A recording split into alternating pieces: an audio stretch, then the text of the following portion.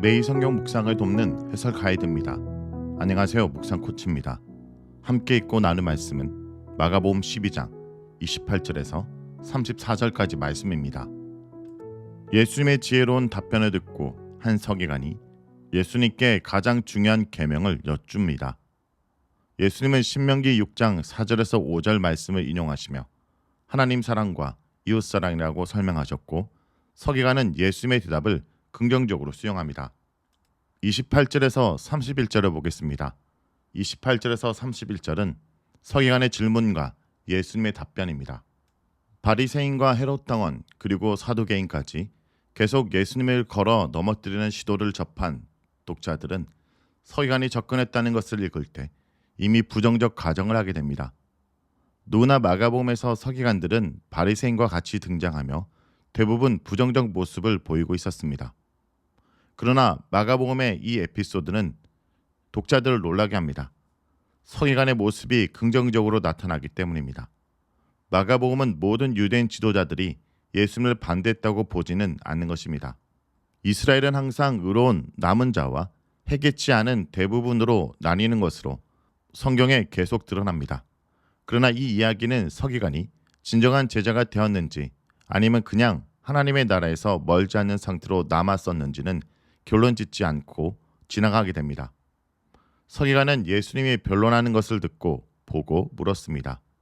마가복음의 이 서기관의 행동을 자세히 보고하며 그가 왜 예수님께 긍정적 태도를 보였는지 설명합니다. 그의 질문은 계명 중 첫째가 무엇이냐라는 것입니다. 이런 종류의 질문은 당시 중요한 주제 중에 하나였습니다. 그는 어떤 계명을 잘 지켜야 하고 어떤 계명을 안전하게 무시할 수 있겠는지를 질문하는 것이 아니었습니다. 그의 질문의 핵심은 무엇이 모든 계명을 떠받치는 율법의 가장 기본적인 전제인지에 관한 것이었습니다. 예수님은 두 개의 구약 구절을 인용하여 대답합니다. 이 대답은 먼저 쉐마에 근거해 모든 유대인들이 다 수긍할 수 있는 것이었습니다. 하나님은 유일한 한 분뿐이라는 고백은 그레코로만 시대에 다신주의에서 율신 사상을 믿었던 유대인들을 분리시키는 중요한 고백이었으며 특히 핍박받을 때 순교자들의 마지막 선언이기도 했습니다. 그 유일한 하나님은 우리 존재의 일부분만을 사용해서 사용할 수 있는 분이 아니며 우리의 온 존재를 다해서 드리는 사랑을 받기에 합당한 분입니다. 마음, 목숨, 뜻과 힘을 다하여 하나님을 사랑하는 것이 마땅하나 그 사랑은 또한 이웃을 사랑하는 것과 분리되어 할 수 있는 것이 아닙니다. 그 이후로 예수님은 이 두 계명을 같이 언급하며 마치 하나의 계명인 것처럼 결론 짓습니다. 이보다 더 큰 계명은 없느니라. 사랑은 우리가 하나님께 가지는 내재적 헌신으로 이것이 우리의 행동과 관계에 의해 바깥으로 드러날 때까지 하나님에 대한 사랑의 고백은 추상적인 것으로 남아있을 수밖에 없습니다. 따라서 다른 사람을 행동으로 사랑하지 않는 사람은 하나님을 사랑한다고 고백할 수 없는 것입니다. 이 계명이 가장 큰 계명이라는 말씀은 모든 계명들이 이 계명의 다른 표현으로 적용된다는 말씀으로 이해될 수 있습니다. 또한 더 극단적으로 이해될 수 있는 면이 있습니다. 이 이중 사랑의 계명을 지키면 율법을 완수한 것으로 간주될 수 있다고 믿는 것입니다. 미시나의 핵심 구절은 온 세상을 떠받치고 있는 가장 중요한 세 가지를 토라, 제사의 예배, 그리고 사랑의 표현이라고 규정했습니다. 그러나 예수님은 사랑을 토라와 제사 위에 놓는 정도가 아니라 토라와 제사를 완전히 무시하는 태도를 보입니다. 바울은 이런 예수님의 가르침을 로마서 13장 8절에서 이렇게 표현하고 있습니다. 남을 사랑하는 자는 율법을 다 이루었느니라. 32절에서 34절을 보겠습니다. 32절에서 34절은 서기관의 반응과 예수님의 격려입니다. 서기관은 예수님의 대답에 동의하며 그것을 반복함으로 긍정을 표현합니다. 그러면서 신명기 6장 5절과 민수기 19장 18절을 지키는 것이 전체로 드리는 모든 번제물과 기타 제물보다 더 중요하다는 것을 덧붙입니다. 하나님을 사랑하는 것과 복종하는 것이 외형적인 의식과 제사보다 더 중요하다는 것은 구약 전반에 걸쳐 강조되고 있는 것입니다. 번제물은 제사 제물과 헌물을 일반적으로 가리키는 단어이며 기타 제물은 짐승을 완전히 태우는 제사를 가리킵니다. 이미 언급했듯이 그의 이 고백은 예수님의 성전 심판 사건의 맥락에서 이해되어야 합니다. 그러므로 서기관은 예수님이 성전에서 한 행동을 지지하는 것으로 볼 수 있습니다. 예수님은 그의 반응을 지혜 있는 것으로 보았습니다.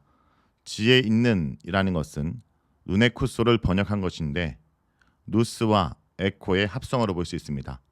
생각이 있는 대답이라고 보신 것입니다. 하나님의 나라는 마가복음에서 예수님이 선포한 가르침의 핵심입니다.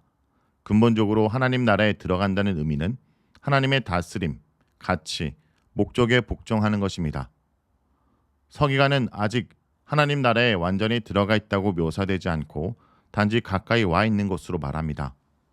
이 말씀은 긍정적으로 또는 부정적으로 이해될 수 있습니다. 그가 아직 하나님 나라에 들어와 있지 않다는 의미는 그가 하나님의 다스림에 완전히 복종하지 않고 있다는 것으로 예수님의 제자가 아직 아니라는 뜻입니다. 그러나 그의 상태가 그렇게 부정적이진 않습니다. 그가 멀리 있는 것이 아니기 때문입니다. 예수님이 말하는 것은 그가 그의 믿음의 여정에서 올바른 방향으로 가고 있다는 뜻으로 보아야 합니다. 마지막 믿음의 선을 넘어서기만 하면 그는 하나님 나라에 들어올 수 있었습니다. 이곳의 묘사는 분명히 10장 22절에서 25절의 부자 이야기 때와는 다른 것입니다. 그 부자가 자기의 재물 많음 때문에 돌아간 후 자기의 재물을 정리하고 예수님을 따랐다는 증거가 없습니다. 그러나 또한 이 서기관도 어떻게 되었는지 마가복음은 말해주지 않습니다. 어쩌면 마가복음은 독자들이 자기들의 여정을 통해 이 이야기의 결론을 내려주도록 초청하고 있는지 모릅니다. 이 에피소드는 이제 아무도 감히 예수님께 질문하는 자가 없었다는 마가복음의 언급으로 마칩니다. 상대방을 침묵시키는 능력은 헬라 수사학에서 지혜로운 선생의 최고의 기술로 인정받는 것입니다. 이제 아무도 예수님께 도전하지 못하게 된 것입니다. 11장 27절부터 대제사장과 서기관들과 장로들, 바리새인과 헤롯 당원, 사두개인에 이어 서기관에 이르기까지 예루살렘에 내노라는 모든 지도자들은 예수님의 지혜와 권위에 압도당하는 모습입니다.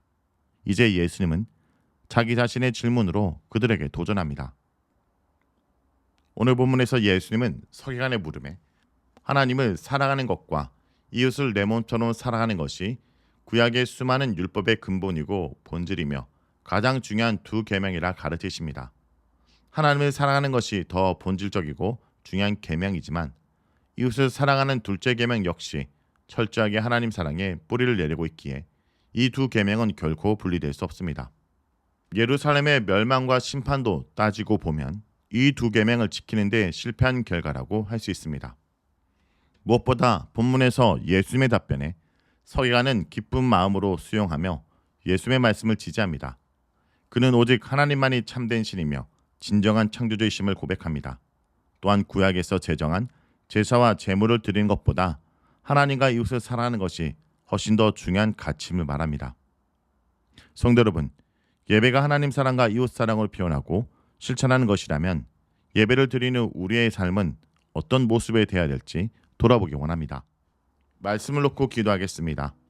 주님, 제 모든 것을 다해 하나님을 사랑하며 이웃을 제 몸처럼 사랑하게 하여 주시옵소서.